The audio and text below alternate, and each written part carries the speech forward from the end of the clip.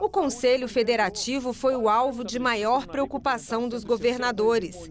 Eles defendem uma representação equilibrada e querem que as competências sejam mais bem definidas. A ideia do Conselho, filosoficamente falando, é muito importante. Mas se é um Conselho da Federação, os entes federados precisam se sentir representados e se sentir representados como unidade da federação. Porque se nós tivermos um conselho onde haja uma hegemonia de uma região sobre a outra, nós perdemos todos os princípios de cara da Federação Brasileira. Conselho Federativo, eu tenho um Senado Federal para me representar, um Conselho Federativo que vai dizer a mim o que é que eu tenho a receber. O prefeito lá do interior da Paraíba ter que chegar aqui e perguntar, mas meu ISS não é esse não. O que é isso? É o caminho contrário de tudo que se prega desde a Constituinte.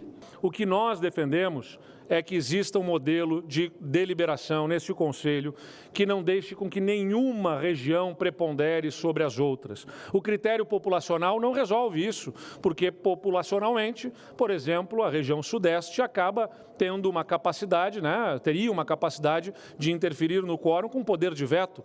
Não parece ser o mais adequado. O secretário extraordinário da reforma tributária do Ministério da Fazenda, Bernard Api, ressaltou que o Conselho será um órgão técnico. Arrecadar um imposto, fazer a compensação de débitos e créditos e distribuir a arrecadação para os estados e municípios. Mas esta função será uma função na qual o Conselho Federativo apenas fará a gestão de um algoritmo cujas regras estarão definidas na lei complementar definida pelo Congresso Nacional. O Conselho Federativo será um gestor de um sistema que apenas rodará um algoritmo, ele não terá autonomia para decidir se vai mais recursos para um estado, mais recursos para outro estado.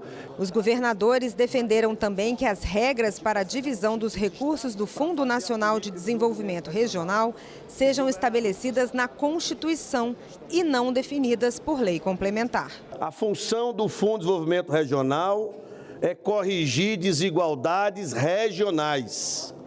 Portanto, a nossa tese é de que no texto constitucional, senador Eduardo Braga, seja colocado o critério de rateio do Fundo de Desenvolvimento Regional como sendo proporcional ao inverso da renda per capita dos estados, porque é um princípio constitucional diminuir as desigualdades regionais.